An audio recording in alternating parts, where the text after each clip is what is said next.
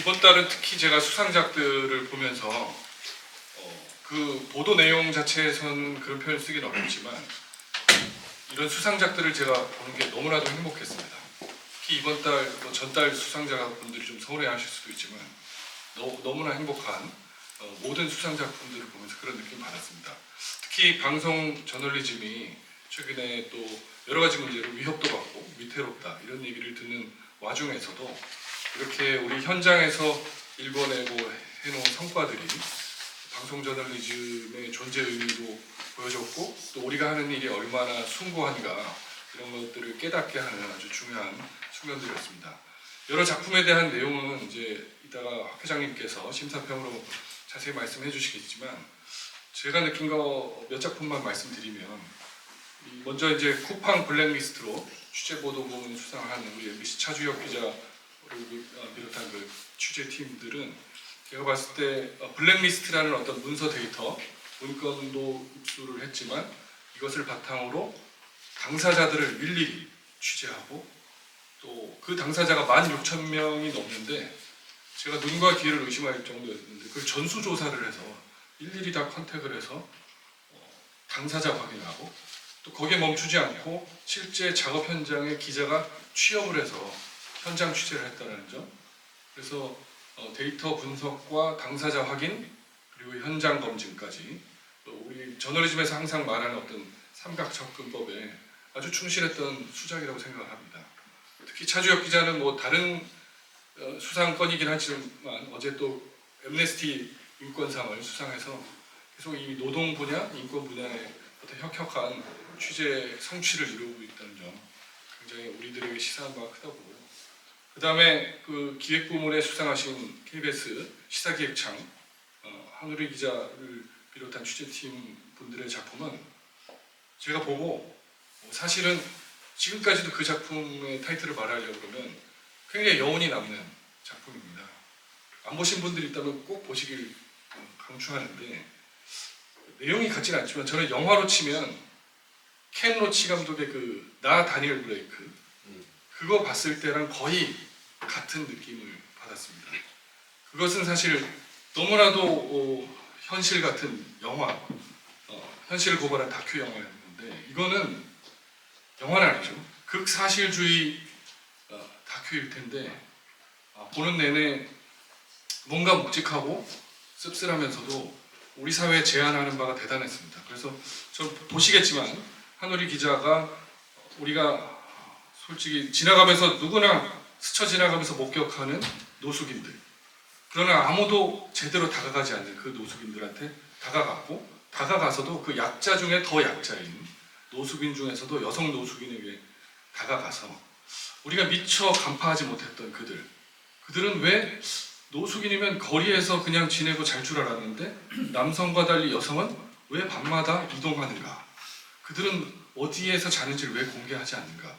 라는 문제까지 밝혀내고 그것이 거의 문화인류학자 수준의 어떤 접근법인 거 아닌가 하는 생각이 들 정도였는데 그래서 저는 또 한 발 더 들어가서 그들의 공간, 화장실에서 자는 사람과 기자가 함께 체험을 하고 자고 그러면서 거기서 벌어지는 일들을 또 목격하고 그것이 우리 사회가 사회 안전망을 구축한다고 해도 그게 얼마나 개별적 특성과 성별 특성을 간과한 채 놓치고 있었나 를 알 수 있었습니다. 특히 일본까지 가서 일본에서 어떻게 다루고 있는지도 파악해서 알려주셨고 나아가서는 시민들의 관심, 연대 이런 것들이 대단히 어떤 사회 제도를 바꿀 수 있는데 원동력이 되겠다 이런 시사 좀 더 준 것 같습니다. 여담이지만 앞에 말씀드린 쿠팡 블랙리스트 취재팀의 MBC 조이명 기자하고 지금 KBS의 한우리 기자는 방송기자협회 그 창립 이후 최초로 부부가 한 자리에 한 달에 공동 수상하고 진기록을 세워서 이런 기록은 두 부부가 또 같은 달에 상을 받지 않는 이상 또 나올까 싶은 그런 느낌이 들었습니다. 나머지 그 세 작품들도 대단히 훌륭한데 제가 시간 관계상 줄여서 말씀드리자면 KBS 제주와 제주 MBC 두 분들이 정말 전국의 다른 쟁쟁한 작품들을 다 누르고 제주 기자들이 얼마나 취재력이 끈질긴가 보여주는 특히 박주영 기자님도 뭐 작년부터 추적 취재하셨던 걸로 알고 있고요. 문준영 기자님은 지난달에도 뵀는데 또 뵈는 걸로 알고 있고요. 또 전주 KBS 전주죠, 전북이죠.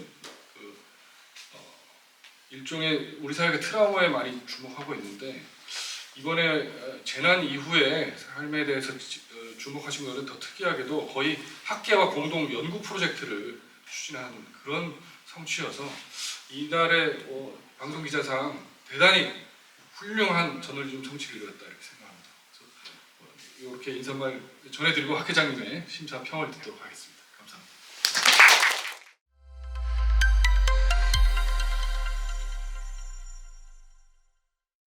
인사드리겠습니다.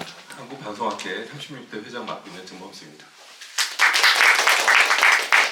네, 박성호 회장님 말씀을 다 일일이 잘 해주셔가지고 뭐 제가 딱히 뭘 추가해야 되나 이런 생각을 들긴 하는데 저희도 심사위원회 이번에 이제 제가 심사위원장 맡았고 심사위원으로 한 8분 정도 계시는데 너무 기분 좋은 심사위원회 구성이었다. 그러니까 회장님 말씀하신 대로 너무 좋은 작품들이 들어오니까 다 심사위원분들도 좋고 기분도 굉장히 좋고 자랑스러워하시고 그래서 하여튼 딴 데에 비해서 굉장히 좋았던 그런 심사 과정이다라는 걸 좀 말씀드리고 싶고요. 뭐 간략하게 심사평을 말씀드리면 185회 이달의 방송 기자상에는 총 25편이 출품되었고요. 5편이 출품된 취재 보도 부문에서는 MBC의 쿠팡 블랙리스트 16,450명 편이 선정됐습니다. 뭐 압도적으로 그 다음에 거의 만장일치로 가장 우수한 작품으로 이렇게 평가가 나와서요 좋은 평가를 받았다 이런 생각이 들고 있습니다. 같이 경쟁했던 JTBC의 경제범죄로 재판받는 회장님의 뻔뻔한 포화 생활도 기업인의 도덕적 해이를 생생히 보여줬다고 좀 좋은 평가를 받았습니다. 다음으로는 또 이제 화제의 그 9편이 출품된 기획보도 부분에서는 KBS의 기류의 여자가 살았다 편인데요. 심사위원분들이 굉장히 많은 그 임프레시브를 받았던 것 같아요. 굉장히 감동을 받았고 이러한 내용들이 굉장히 그 여성 노숙인을 위한 대책의 필요성을 좀 강조하는 데 많은 도움이 되지 않았을까. 그래서 후속 보도에 대해서도 좀 관심이 많이 있었다는 걸 말씀드리고 싶습니다.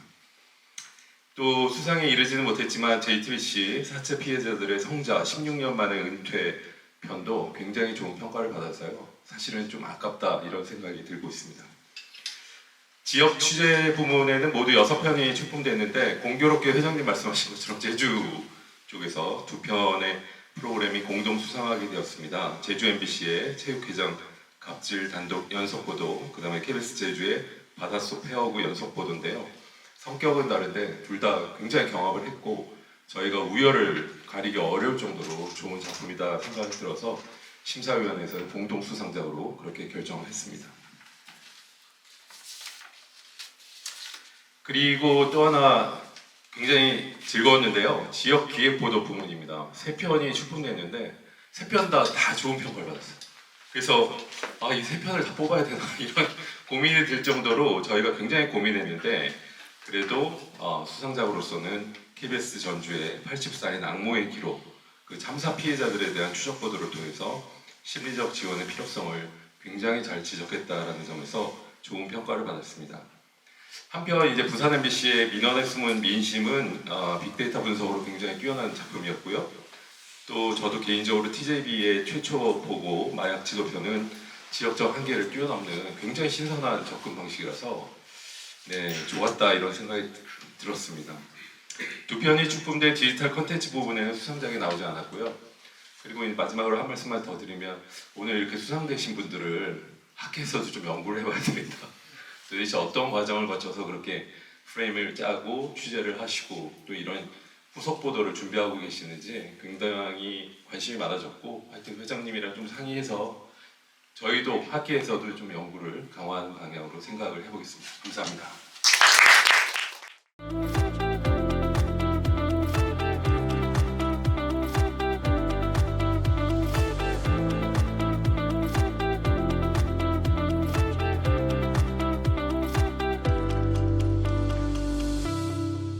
소문으로만 들려오던 쿠팡의 블랙리스트.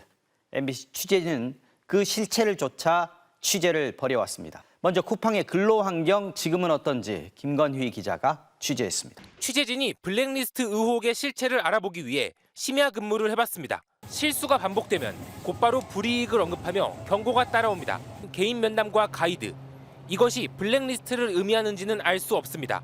MBC는 블랙리스트를 추적하는 과정에서 쿠팡 내부 자료를 입수했습니다. 파일 제목은 PNG 리스트, 등록 사유가 적혀 있습니다. 사유일은 대구 1센터와 대구 2센터, 그리고 2개의 점선. 대구 1, 2센터 등은 채용 제한 기간을 등급화한 암호로 추정됩니다. 근로기준법 제40조는 누구도 근로자의 취업을 방해할 목적으로 문서를 만들지 못하도록 명문화하고 있습니다. 쿠팡은 이 대구센터를 근로기준법이 금지한 비밀기호로 활용한 걸로 보입니다. 쿠팡의 블랙리스트로 추정되는 PNG 문건에 오른 사람은 16,450명입니다. MBC는 문건에 오른 인물 중 8,274명과 연락을 시도했고 이 중 2,805명과 전화로 인터뷰를 했습니다. 대부분 자신이 명단에 오른 사실, 그 이유조차 모르고 있었습니다. 당사자들은 소위 회사에 찍힌 사람들이 명단에 오른 거라고 주장하고 있습니다. 하면은 잘린다니까요. 민원 제기라든가 건의사항 건의해갖고 연장 계약 되신 분이 없는데 왜 그렇게 하셨냐고. 쿠팡 측은 안전한 사업장을 만들기 위해 필요한 조치를 취하는 것은 회사의 당연한 책무라는 공식 해명을 해왔습니다. PNG 리스트가 출처 불명의 문서라고 부인하던 쿠팡은 하루 만에 영업 기밀 자료라고 말을 바꿨습니다.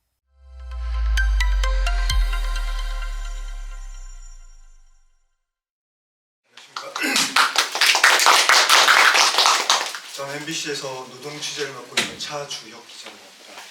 먼저 이렇게 큰 상 주신 우리 방송기자연합회와 한국방송학회에 정말 감사의 말씀 먼저 전하고요. 저희가 이 쿠팡 블랙리스트를 보도하는 와중에 또 다른 블랙리스트 의혹이 하나 터졌었는데요. 다들 아시다시피 전공의 블랙리스트 의혹이 또 터졌습니다. 이게 그저께 아마 피고발인을 소환 조사했고 어제 바로 이제 압수수색하고 강제 수사 바로 착수한 걸로 알고 있는데요. 하루 만에 수사 당국이 나서가지고 이 블랙리스트 진상을 규명하겠다 이렇게 나섰는데 저희가 쿠팡 블랙리스트를 보도한 게 2월 13일인데 오늘까지 거의 6주가 지났습니다. 근데 이제 이 블랙리스트를 수사해야 될 곳이 일단 기본적으로 근로기준법 관련해서 고용노동부가 특별 근로감독을 해야 되고 개인정보보호법 관련해서 경찰이나 검찰 아니면 개인정보보호위원회 이렇게 수사해야 될 당국들이 많은데 아직 아무도 움직이지 않고 있습니다. 저희 생각했을 때 참 블랙리스트도 차별을 하는구나.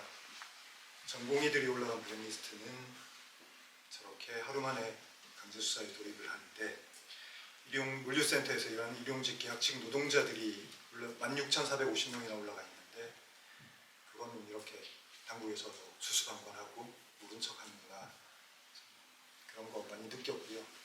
그나마 저희가 오늘 이렇게 큰 상도 받을 수 있고 그나마 사회적으로 좀 이슈가 될 수 있었던 거는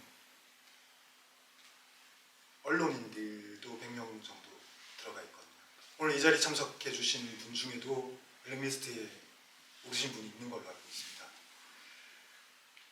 저희 그런 거 보면서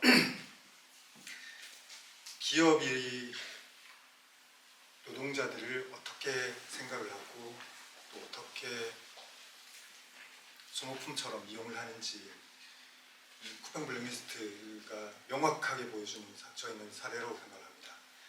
그래서 저희가 이 보도를 하면서 지금 제일 사실은 좀 두려운 부분 중에 하나가 저희 보도로 인해서 이 쿠팡 블랙리스트가 드러났는데 이게 아무런 처벌도 없이 그냥 넘어가면 대한민국에 있는 모든 기업들이 이 정도는 해도 되는구나. 계속해서 이제 이런 블랙리스트가 더 퍼지는 계기가 되지 않을까. 사실 두려움을 안고 있고요. 그래서 저희 취재팀은 계속해서 취재할 계획입니다. 이게 기소가 되는지, 기소가 되면 법원에서 어떻게 판결이 나는지 계속 지켜보고 계속 보도하도록 하겠습니다. 감사합니다.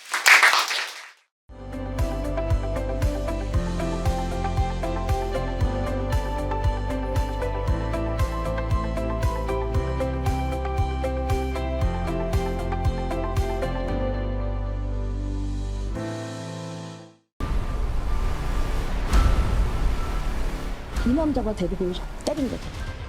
왜 맞아 쳐? 남자 같으면 그렇게 처참하게 내장 파열 때까지 맞아 죽겠어요.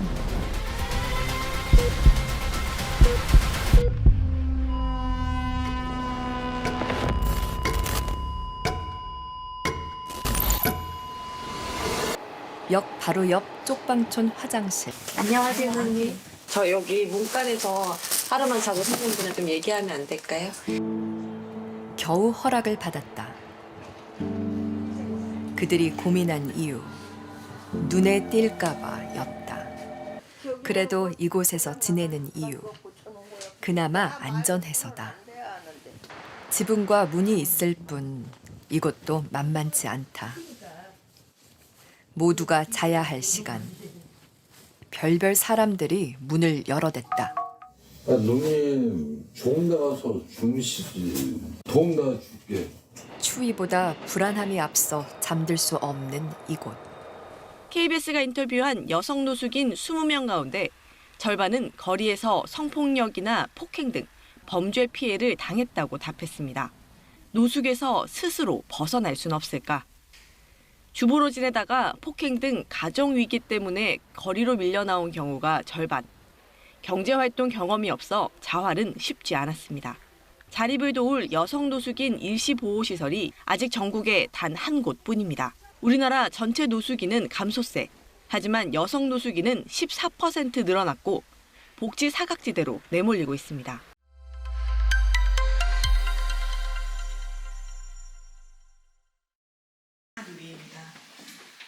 앞서 수상하신 MBC 쿠팡 블랙리스트 피해자 중에 하나가 저인데요.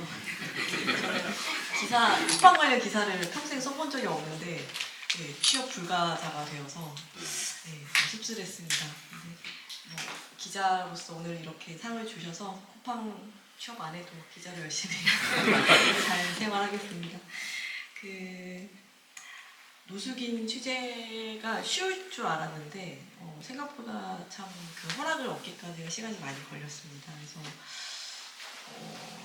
한 달 반 정도를 거의 매일 나가서 이제 간식도 같이 먹고 필요하신 담배도 사드리면서 이런저런 사는 얘기 많이 하고 그렇게 해서 겨우 이제 촬영이 좀 잘 원활하게 될 수 있었는데요. 당연한 이야기지만 이 취재가 가능했던 것은 여성 노숙인들 덕분이었습니다. 제가 한 20명 정도 만났는데 이분들이 종국에 하신 말씀은 돈 벌면 뭐 하고 싶으세요? 돈 모으면 뭐 하고 싶으세요? 했을 때 다들 말씀하셨던 게 나 같은 사람 돕고 싶다라고 하시더라고요. 그런 마음 때문에 응해주신 게 아닌가 생각을 합니다. 근데 지금 환경에서는 이분들이 돈 모으기가 정말 쉽지 않은 게 사실이고 올해도 정부의 예산이 전액 삭감이 됐는데 앞으로는 좀 맞춤한 대책이 만들어져서 이분들 돈 모아서 다른 분들과 어우러져서 살 수 있는 대한민국 되기를 좀 바라겠습니다. 아까 박 기자님께서 후속보도 말씀하셨는데 제가 뜨끔해서 저도 잘 지켜보도록 하겠습니다. 너무 추울 때 밖에서 계속 촬영을 해서 저는 너무 힘들었는데 장갑 두 겹을 껴도 손이 막 굳더라고요. 근데 저희 오광택 선배는 맨손으로 촬영 리포트도 오시는데 정말 존경스럽습니다. 너무 고생 많으셨고 저희 팀들 다 너무 감사드리고 제가 이렇게 짐 싸서 노숙하겠다고 나갔는데 그거 이렇게 지켜봐준 MBC 조현명 기자님 심심한 사과의 말씀 감사합니다.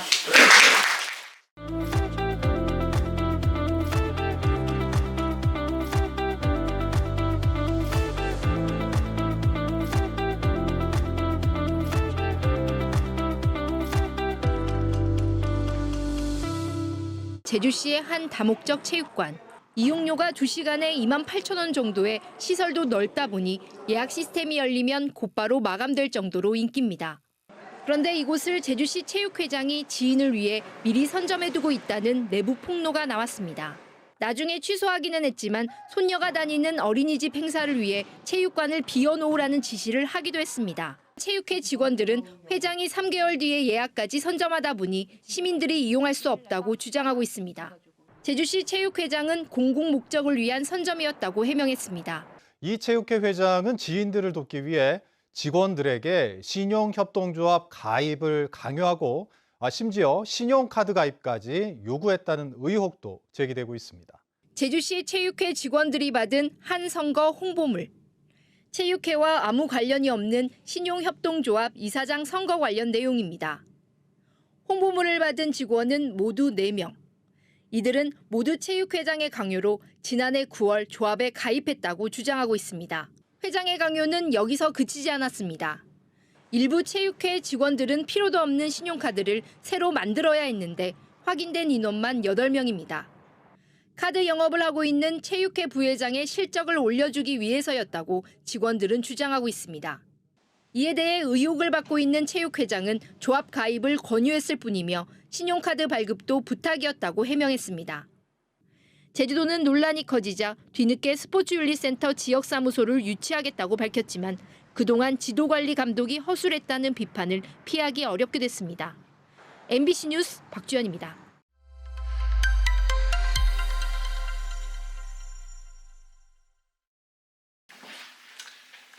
사실 이번 보도는 저는 제주 MBC 박주현 기자입니다.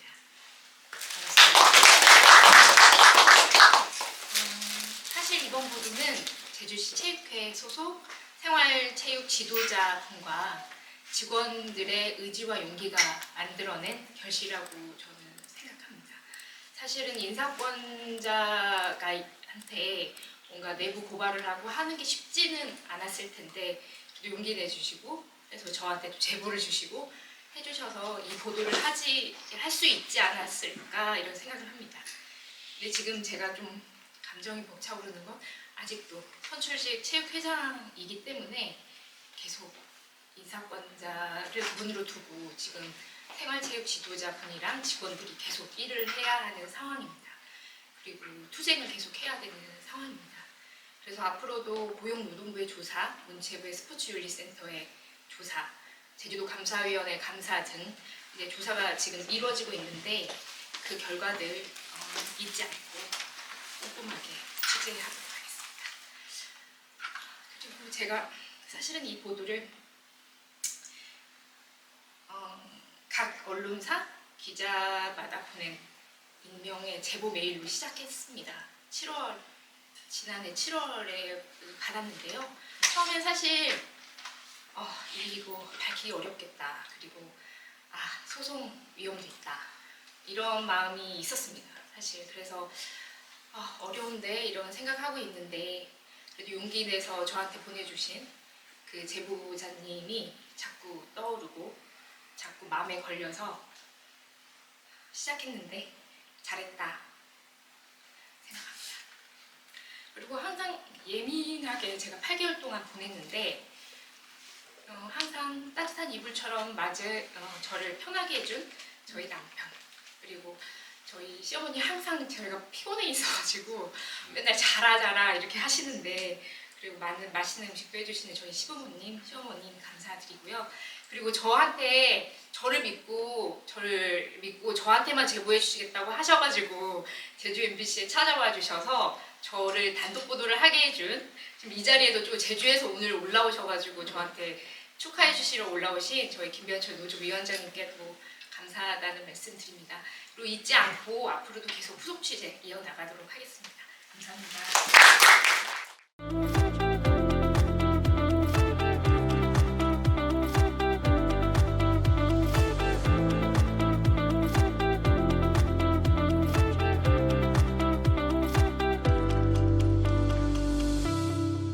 제주도 남서쪽 끝자락. 평화로운 바깥 풍경과 달리 바닷속엔 칭칭 감긴 폐그물이 끝없이 펼쳐져 있습니다. 빠져나가지 못한 물고기들이 그물에 걸려 썩어가고 텅 빈 소라도 곳곳에서 발견됩니다. 그야말로 죽음의 덫입니다. 바닷속 폐허구는 해녀들의 목숨까지 위협합니다. 해마다 우리나라에서 발생하는 폐허구는 44,000톤. 이 중 수거되는 양은 2만 톤에 불과합니다. 폐허구를 반환하면 정부가 보증금을 돌려주는 제도를 운영할 계획이지만 대상은 통발어선 뿐입니다. 제주어선 1,900여 척 중 통발어선은 6척에 불과합니다. 바다를 헤엄치는 돌고래 한 마리. 그런데 꼬리에 몸 길이와 비슷한 긴 줄이 달려 있습니다. 낚싯줄이나 폐그물로 추정됩니다. 2달 넘게 그물에 감긴 채 힘겹게 제주 바다를 헤엄치고 있는 겁니다. 더 이상 지체하다간 생명까지 위태로운 상황. 종다리를 구하기 위해 본격적인 구조작전이 펼쳐집니다. 주둥이부터 몸통 꼬리까지 이게 쭉 연결이 되어 있어서 하나만 제거한다 그래서 이게 다 제거됐다고 볼 수도 없고, 구조단은 남은 폐그물을 완전히 제거할 때까지 작업을 이어갈 계획입니다. 이 거북이는 제주 모세포 앞바다 16m 깊이에서 버려진 그물에 걸려있다 구조됐습니다. 거북이는 낚싯바늘에 걸린 물고기를 먹었다가 온몸이 줄에 관통된 것으로 추정됩니다. 최근 3년간 제주 바다에서 구조돼 치료기관으로 옮겨진 바다거북은 10마리가 넘습니다. 대부분 낚싯줄과 버려진 그물에 걸려 다친 상태였습니다. 사람이 쓰다 버린 어구가 흉기가 되어 바닷속 생물들을 위협하고 있습니다. KBS 뉴스 문준영입니다.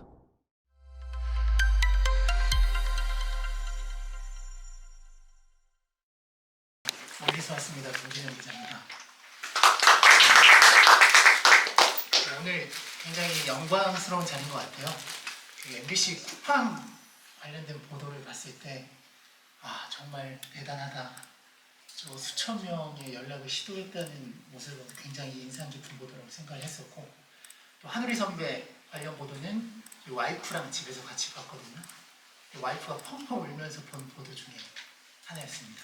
또 체육회 관련 보도는 제주에 있으니까 당연히 감명 깊게 해서 봐왔고, 또 우리 전주천국 오정영 기자의 보도도 어떻게 그렇게 학교와 함께 저런 기획을 할 수 있을까 하는 생각을 했는데요. 사실 이 폐허구 보도는 그런 어떤 깊이 있는 연구나 어떤 데이터를 통한 보도는 사실 아니었어요. 왜냐하면 폐허구가 어느 바다에 어디에 묻혀 있는지 자체를 모르니까 그거를 찾기 위해서 많이 노력을 했고, 생생한 현장을 보여주자라는 생각으로 보도를 했었던 것 같습니다. 아까 보도에는 많이 안 나왔지만 저 외에도 뭐 조류들, 연산호, 군락 이렇게 피해보는 현장들이 많이 있었는데요. 더 나아가서 저희 자체적으로 토론회도 열고 수산 관련 전문가들, 또 의회, 또 도청 관계자분들 불러 모아서 토론회도 열고 대안을 마련하려고 노력을 했습니다. 사실 저 첫 보도가 작년 11월이었는데요. 그때 수중 취재하다가 다이빙하다가 허리 디스크가 터져서 한 3개월 정도 병가를 갔다 와서 그 이후에도 내가 이걸 해야 되나 고민을 많이 했는데 할 수밖에 없었고, 그렇게 현장을 많이 다녔고, 그 현장 과정에서 함께 같이 이제 잠수하면서 현장을 취재하는 동아람 촬영 기자한테도 고맙다는 말씀하고 싶고요. 수중치가 굉장히 위험해요. 바다에 들어간 폐허구들 현장은 실제로도 막 우리 잠수 장비에 감기고 그런 위험성이 있는 취재인데도 몸살이지 않고 끝까지 촬영을 같이 해줘서 고맙다는 말씀 드리고 싶습니다. 이상입니다.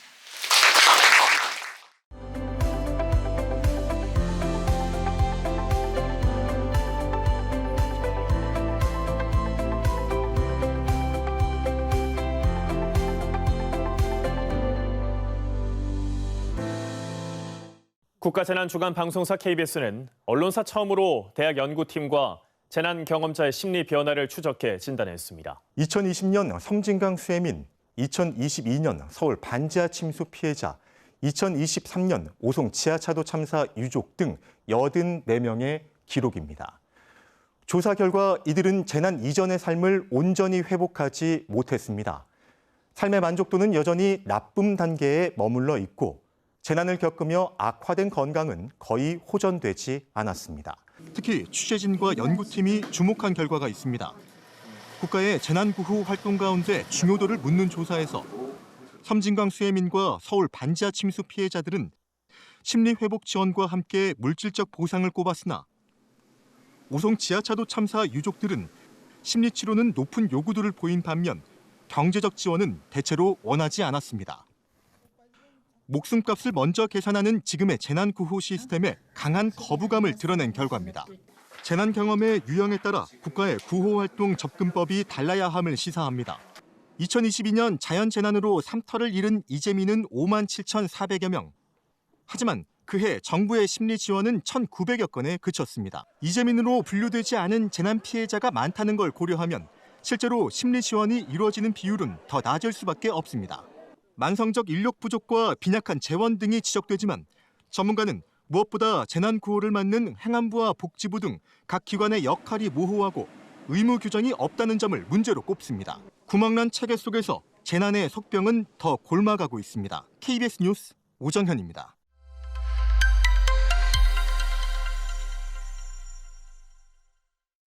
KBS 오정현 기자입니다. 저희가 국가 재난주간 방송사예요. 그래서 그 재난의 진심입니다. 그냥 조금 더 편안하게 얘기하면 그 타이틀을 주는 뽕에 취해서 그 재난에 우린 좀 달라 약간 이런 공부를 많이 했던 것 같습니다.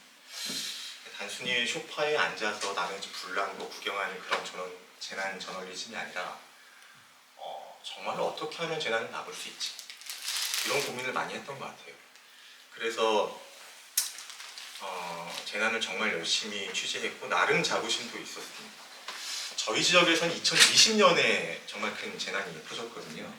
그 섬진강 제방이 터지면서 3터와 1터를 휩쓸어 버렸습니다.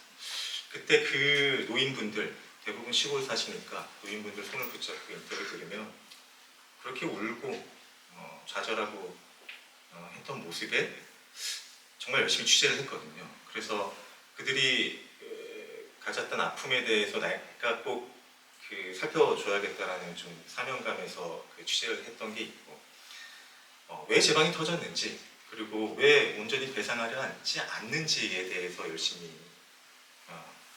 나름 일을 했다고 생각했고 배상이 끝나고 그 주민들이 저한테 감사패 쥐어줬을 때 저는 끝났다고 생각했습니다. 그런데 언젠가 다시 그쪽으로 가서 그때 만났던 할머니를 만났는데 이렇게 비만 오면 새벽에 보따리를 싸서 옥상으로 옮기신대요. 그때 알았습니다. 안 끝났구나.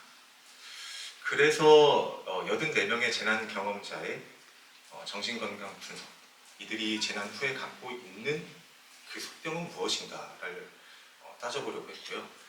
우리가 생존자들을 만나봐서 요새 어떻게 지내세요? 이런 미디어 콘텐츠는 그동안 있었는데 이분들이 갖고 있는 이 심리적 외상을 실증하는 건 없었던 것 같아요. 그래서 이걸 실증해서 우리가 여전히 돈으로만 점철되어 있는 이 재난구호 시스템이 그릇된 것입니다. 이들은 마음의 병을 갖고 있고 단순히 돈 봉투를 던져줘서 그거를 덧입히려고 하는 시도는 오히려 이들의 상처를 덧나게 하고 있습니다를 증명하고 싶었습니다. 그래서 열심히 그 연구팀 섭외해서 6개월간 연구 거쳐서 좀 결과를 도출해냈고요.